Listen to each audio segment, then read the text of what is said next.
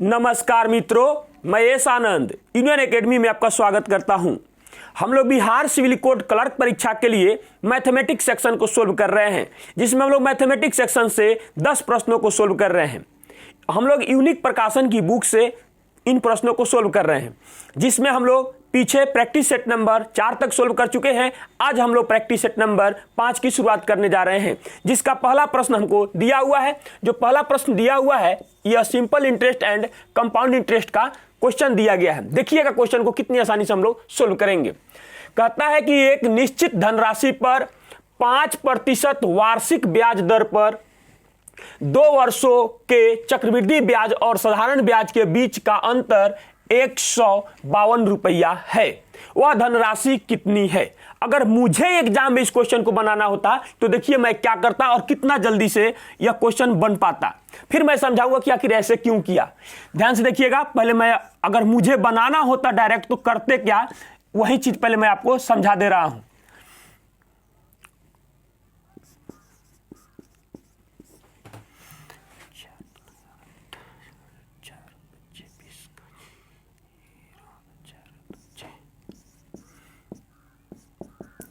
Answer हो गया और जिस ऑप्शन में होता मैं उस आंसर को टिक करता और आगे निकल जाता।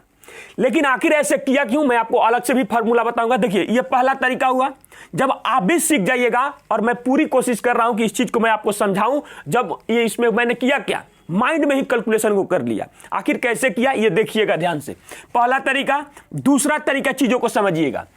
एक निश्चित धनराशि पर 5% वार्षिक ब्याज दर पर 2 वर्षों के चक्रवृद्धि ब्याज और साधारण ब्याज के बीच का जो अंतर 152 रुपया है, तो 2 वर्षों में। तो आप बताइए दूसरा मेथड एसआई यानी कि सिंपल इंटरेस्ट जो होगा 2 वर्षों में परसेंटेज में कितना होगा, एक साल में 5%, फिर अगले साल 5%, यानी कि 10% बढ़ता है, तो यहां लिख देंगे 10%। उसके बाद हम लोग बात करेंगे सीआई की। तो आप इस बात को समझिएगा। सीआई में मैं बार बार यह फार्मूला आपको बताता हूं कि a + b + a × b बटा 100 करेंगे क्या। इसमें दोनों जगह पर 5 रखेंगे। देखिए 2 वर्ष के लिए बात किया ना, तो 2 बार रेट को यहां रखेंगे, तो 5 + 5 + 5 × 5 और बटा हो जाएगा 100। फाइनल रिजल्ट इसका जब आएगा तो आएगा 5 × 5 10 और ये हो जाएगा 25 और इससे भाग देंगे तो क्या हो जाएगा 10.25%। यानी जो हमारा सीआई हुआ वह कितना हो जाएगा 10.25% हो जाएगा। अब समझिएगा चीजों को हमने किया क्या था। मैं जानता हूं कि सिंपल इंटरेस्ट में 5% और फिर 5% बढ़ेगा तो 10% होगा।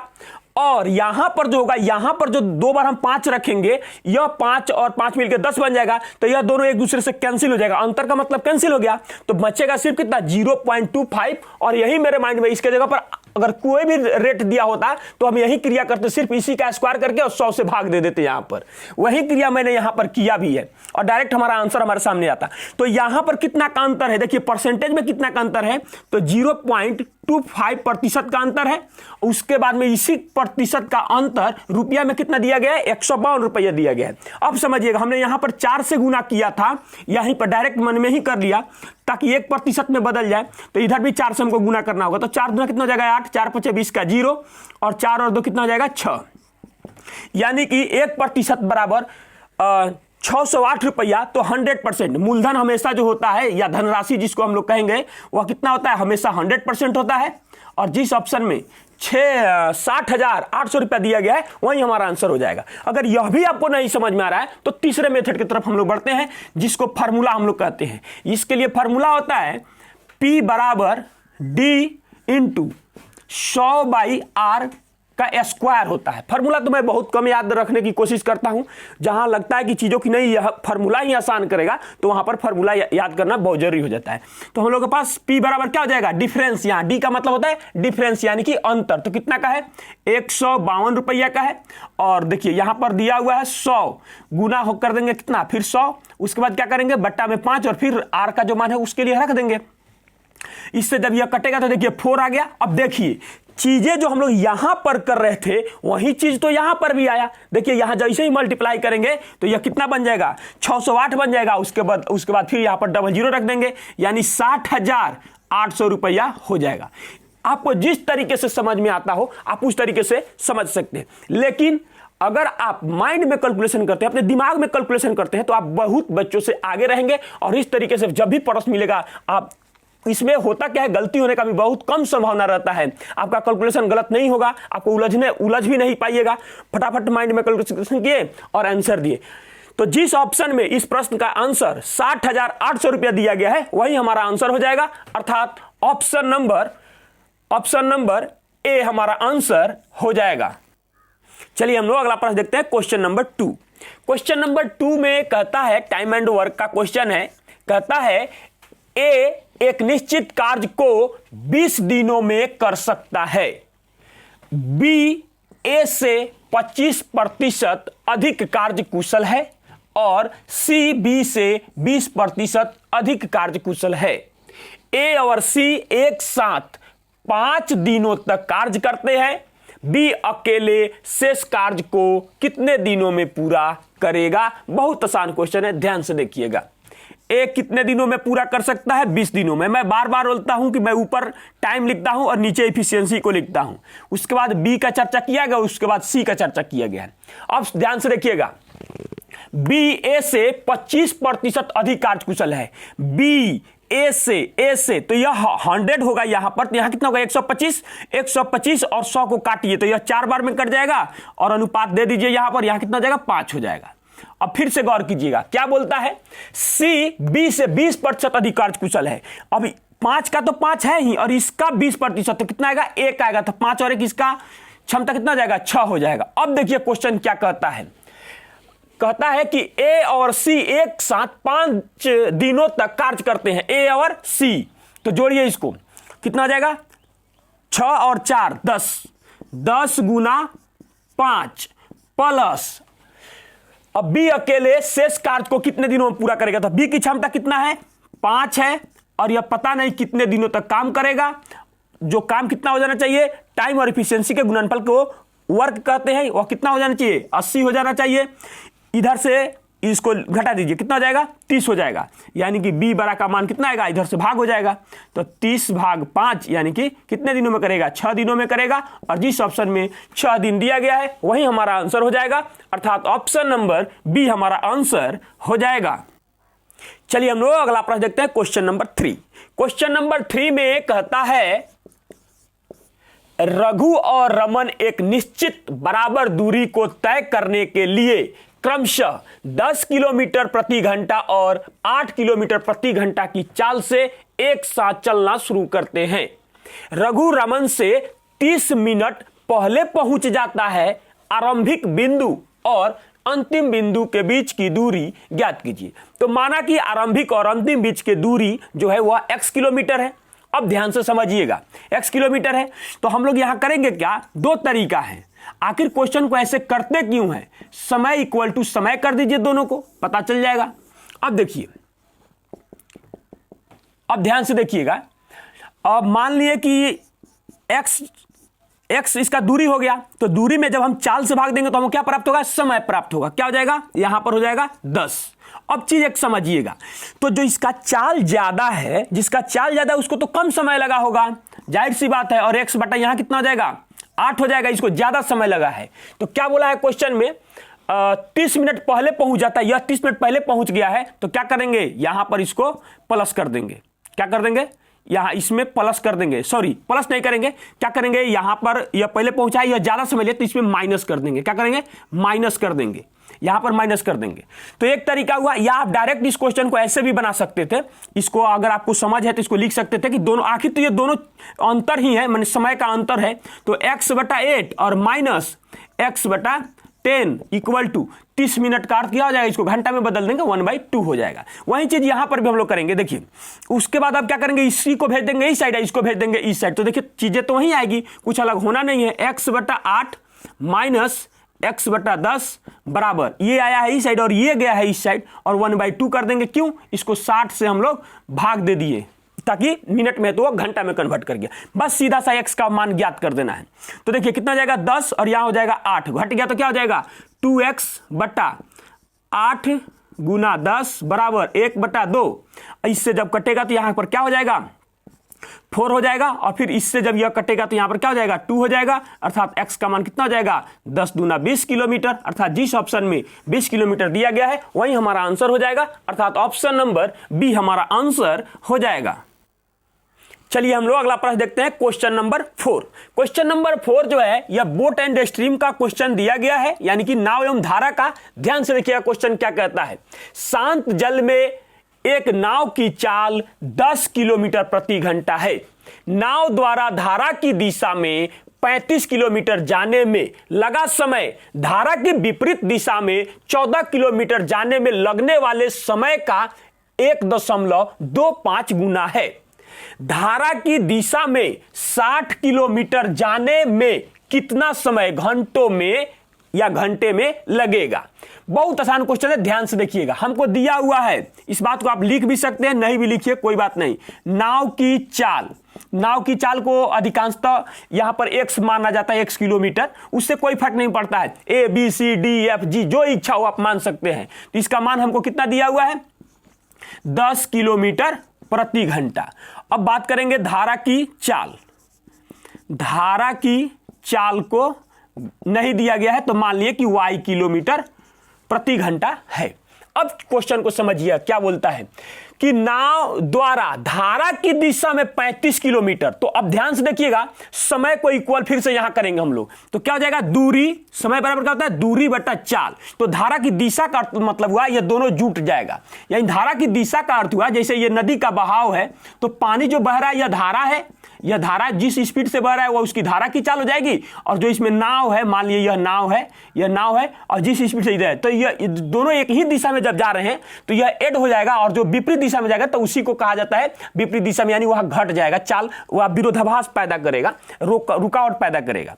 तो क्या हो जाएगा यहां पर, एक तो चाल हमको दिया हुआ है 10 + y हो जाएगा इक्वल टू, अब समझिएगा 14 किलोमीटर धारा के विपरीत दिशा में जाता है, तो इसका तो मान दिया हुआ है ना x - y का, तो यहां पर 10 लिख देंगे ऐसे।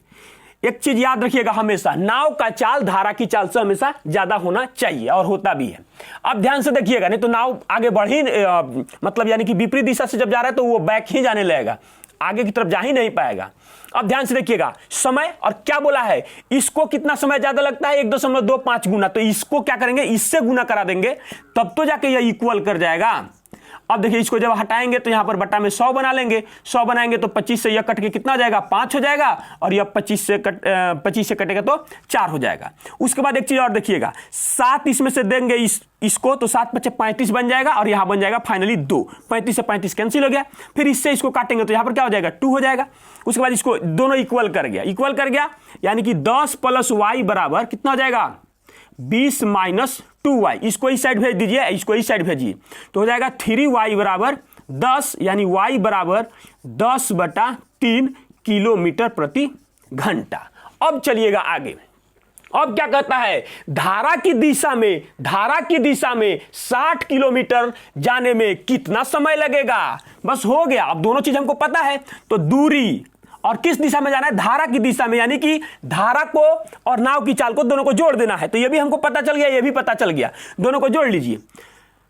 10 + 10/3 हो जाएगा, तो कर दीजिए इसका कैलकुलेशन। 60 का 60 तो रहेगा ही रहेगा, यह 30 और 10 40 हो जाएगा, कितना 40, और ऊपर चला जाएगा 3 हम लोग के पास। अब कितना हो जाएगा देखिए, 20 से काटेंगे तो यहां पर 3 हो जाएगा, और फिर 20 से काटेंगे तो यहां पर 2 हो जाएगा, यानी 9/2 घंटा, जिसका अर्थ होता है 4 ऑप्शन मिलाने के लिए 4.5 घंटा। अर्थात जिस ऑप्शन में 4.5 घंटा दिया गया है वही हमारा आंसर हो जाएगा, अर्थात ऑप्शन नंबर सी हमारा आंसर हो जाएगा। चलिए हम लोग अगला प्रश्न देखते हैं, question number 5। Question number 5 simplification का क्वेश्चन है, और बहुत ही आसानी से इस क्वेश्चन को हम लोग सोल्व करेंगे। चलिए सबसे पहले क्या करेंगे, 75 का 75 लिख दीजिए, उसके बाद भाग का चिन्ह, यहां पर भाग देने से कोई फर्क नहीं पड़ेगा, माइनस है माइनस रहने दीजिए। उसके बाद देखिए सबसे पहले इसका क्रिया करना पड़ेगा, तब का क्रिया हम लोग करेंगे।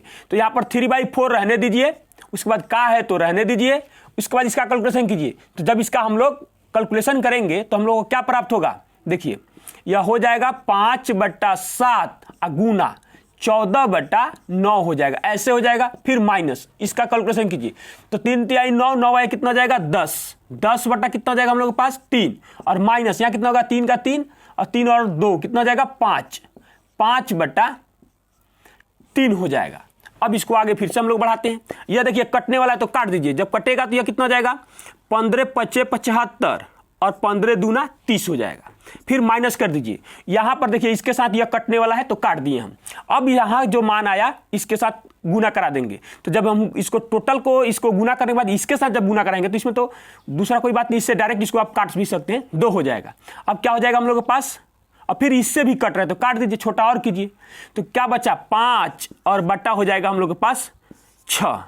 अब वो ये आगे बढ़ाते हैं, यहां बनेगा कितना हम लोग के पास 5। देखिए डायरेक्ट अब आप घटा सकते हैं, क्योंकि आप जानते हैं कि जब हर समान हो तो अंश में जो भी क्रिया हो प्लस हो या माइनस वो डायरेक्ट हो जाता है। तो इसमें से घटेगा तो क्या बनेगा हमारे पास, और यह माइनस एंट्री करेगा तो माइनस हो जाएगा 5/3। अब ध्यान से देखिएगा इसका कैलकुलेशन कितना हो जाएगा हम लोग के पास 6 बनेगा।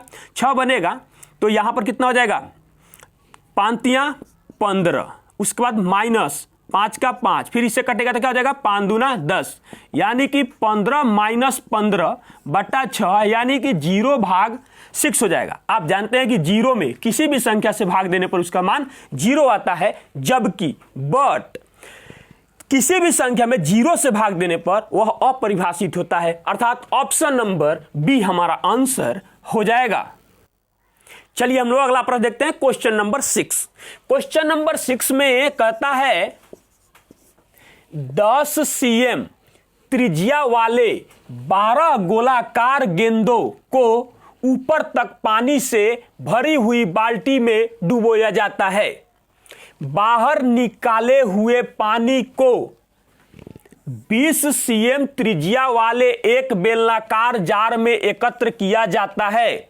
जार में पानी की ऊंचाई सेमी में कितनी है? बताया गया है कि पाई बराबर 22/7 ले। बहुत आसान क्वेश्चन है।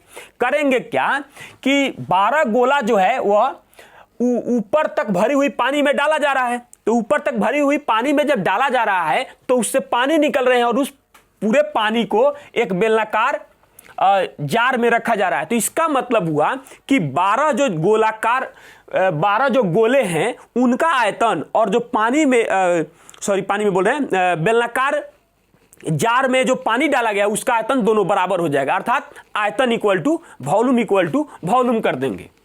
तो क्या हो जाएगा, आप जानते हैं कि गोला का आयतन क्या होता है, गोला का आयतन होता है 4/3 पाई आर क्यू। तो पाई आर और इसका ये दिया हुआ है पाई आर क्यू, तो क्या हो जाएगा 10 का पावर 3, तो 10 × 10 लिख दे रहे हैं। और यह 1 का हुआ तो दूसरे है कितना, यह तो 12 है तो 12 लिख देंगे।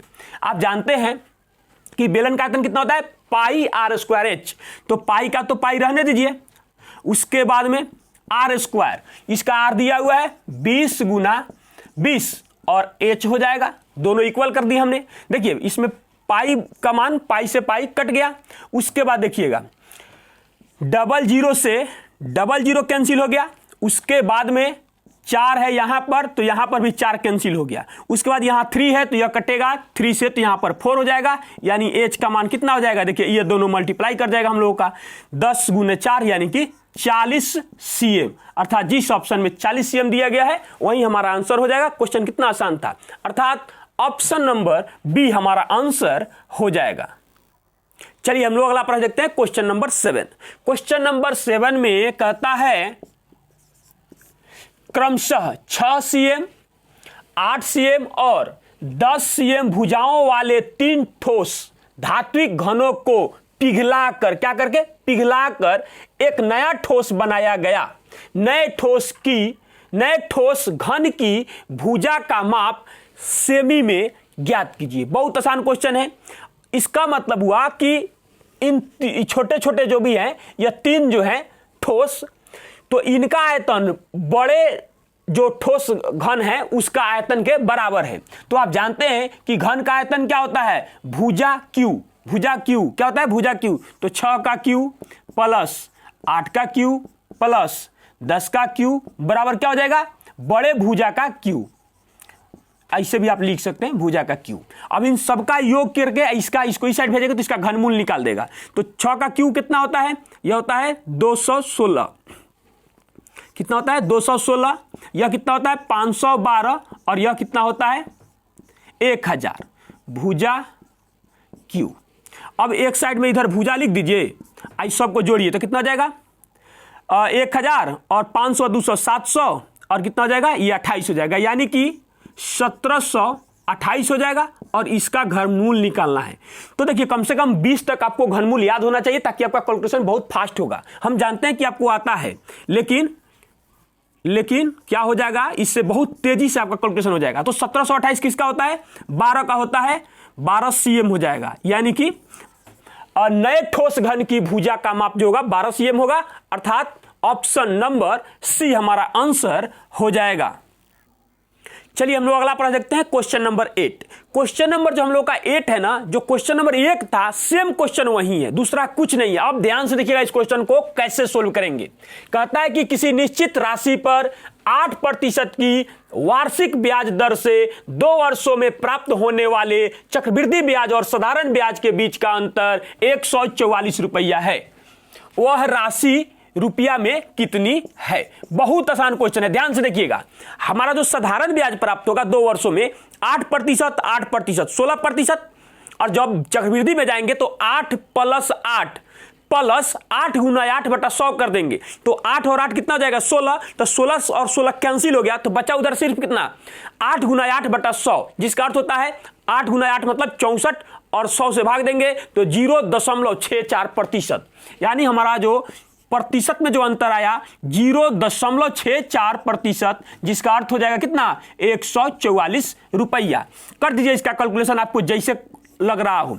तो देखिए अगर इसको हटा दीजिएगा तो बट्टा में ऐसे 100 बन जाएगा, इसको काटिए 8 × 8 = 64, 18 8 कट जाएगा। उसके बाद आप ध्यान से देखिएगा, इसको फिर इसको काटेंगे तो यहां पर 9 बन जाएगा और यहां 4 बनेगा और उस 4 से इसको काट देंगे। इसका मतलब हो गया कि 1% का मान जो है कितना आ गया 9 × 25 आ गया, तो 100% बराबर हुआ। हमको यही तो चाहिए, तो इसको जब मल्टीप्लाई करेंगे तो 225 होगा और 225 पे 00 रख देंगे, 225 पर 00 आ जाएगा, यानी कि 22,500 रुपया जिस ऑप्शन में दिया गया है वही हमारा आंसर हो जाएगा, अर्थात ऑप्शन नंबर डी हमारा आंसर हो जाएगा। चलिए हम लोग अगला प्रश्न देखते हैं, क्वेश्चन नंबर 9। क्वेश्चन नंबर 9 बहुत आसान क्वेश्चन है, ध्यान से देखिएगा। 2 संख्याओं m और n का योग 84 है और जहां कह रहा है कि m बड़ा है n से और उनका अंतर 6 है। इन दोनों संख्याओं का अनुपात ज्ञात कीजिए। अब ध्यान से देखिए कैसे लिखेंगे, m + n बराबर 84 यानी 84 और m - n बराबर 6 दिया हुआ है। इसको इक्वेशन 1 कह लेंगे, इसको इक्वेशन 2 कह लेंगे, इससे यह कैंसिल हो गया तो यहां क्या हो जाएगा 2m, अर्थात m से इसमें भाग देंगे तो क्या हो जाएगा, दोनों को जोड़ लेंगे 45 हो गया। अब ध्यान से देखिएगा, किसी एक में m का मान रख दीजिए, तो m का मान यहां रखेंगे तो इधर जाएगा तो घटेगा, तो क्या हो जाएगा, देखिए 39 आ जाएगा, n का मान कितना आ जाएगा 39 आ जाएगा। अर्थात अब बोला है इसको इन संख्याओं का अनुपात ज्ञात कीजिए, यानी m अनुपात n ज्ञात करना है।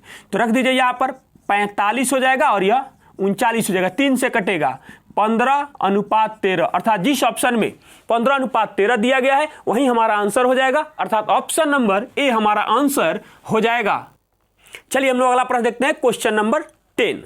क्वेश्चन नंबर 10 में फिर से यह सिंप्लीफिकेशन का क्वेश्चन दिया गया है और बहुत ही आसानी से क्वेश्चन को हम लोग सोल्व करेंगे। ध्यान से देखिएगा, सबसे पहले इसकी क्रिया करेंगे, तो सबसे पहले इसकी क्रिया करेंगे तो इसमें का है तो पहले का की क्रिया करेंगे, तो क्या हो जाएगा 6 + 7 तिरका कितना हो जाएगा 21 और माइनस हो जाएगा 5, ऐसे हो जाएगा। उसके बाद भाग है तो है, फिर कितना हो जाएगा 11 दूना 22 हो जाएगा, ऐसे बन जाएगा। अब ध्यान से देखिएगा यहां पर, अब हो जाएगा हम लोगों के पास कितना, हाँ ठीक है।